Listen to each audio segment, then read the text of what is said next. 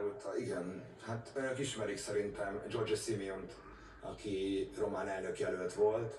Mi is ismerjük, hiszen neki van egy múltja.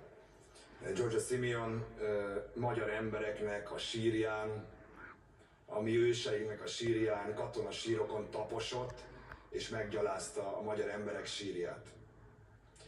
Egy ilyen embert, legyen az politikus utána, egy magyar miniszterelnök nem támogathat. Főleg nem támogathat egy ősi magyar templomban, az ősi királyaink sírja mellett. Orbán Viktor ezt megtette, és nem csak, hogy endorszálta Giorgia Simeont a választásokon, a román választásokon, sikertelenül egyébként, mert egyrészt az ott élő magyarok és a románok többsége nem kért Giorgia Simeonból és az ő politikájából, hanem még közös ilyen szórólapjaik is voltak. 500 000 szórólapot kiszórtak Székelyföldön, ott Erdélyben magyar embereknek egy olyan elnökjelöltről, aki, még egyszer mondom, magyarok sírján ugrált, taposott. Ezt itt Magyarországon is árulásnak tartották, és Erdélyben is, Márciumban is és Székelyföldön is árulásnak tartották. Ez nem azt jelenti, hogy néhány vagy sok ott élő honfitársunk nem szavazott a Fideszre, mert valóban sokan szavaztak a Fideszre, de el tudom mondani, hogy miért szavaztak a Fideszre.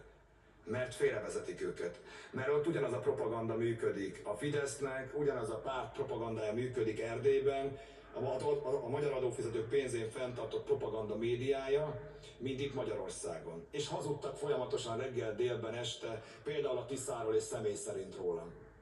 Én mindenben támogatni fogom az erdélyi magyarokat, a Romániában élő magyarokat. Én sokszor jártam ott, családi barátaink vannak, rokonaink vannak ott. Nekem nagyon sokat jelentenek az ott élők. De Orbán Viktorék végig hazudták azt a kampányt, és ebben szerepet vállalt az RMDSZ is. Valóban.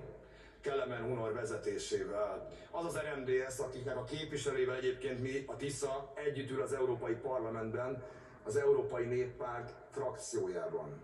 És ennek ellenére ők ebben a hazugságkampányban és az ott élő magyar testvéreink félrevezetésében részt vettek. Szerintem ez nem volt helyes. Ezt többször elmondtam. De spondját rá. Lezárult a választási kampány. A TISZA felhatalmazást kapott. Engem meg fog választani a magyar országgyűlés magyar miniszterelnöknek. És én magyar miniszterelnökként minden olyan szervezettel együtt fogok működni, a külhoni magyaroknál, a határon túli magyaroknál, akik magyar embereket képviselnek. És minden segítséget meg fogok adni, személyesen is, és a kormányom is, és az anyaország is a határon túlélő magyaroknak. Ha jól tudom, ma vagy holnap lesz egy telefonbeszélgetésünk Kelemen Hunor elnök úrral is, mert hogy megkeresett minket. Fogunk beszélni, és biztosítani fogom őt is arról, hogy én nem vagyok egy sértődős típus. Tehát nem az én érdekem számít, és azt, hogy miket állítottak rólam mondjuk RMDSZ-hez köthető politikusok, hanem az, hogy mit tudunk közösen tenni a magyar emberekért. Úgyhogy én várom is azt a telefont, és remélem, hogy tudunk együttműködni majd. Volt még egy kérdése, hogy hogyan alakulna a román-magyar együttműködés.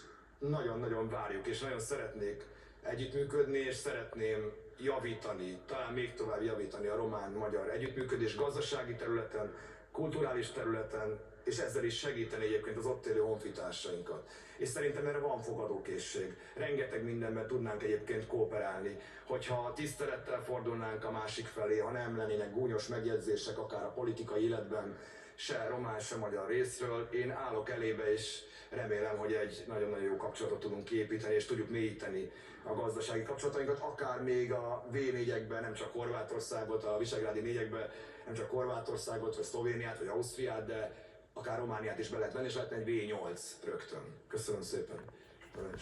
Köszönjük, és a Times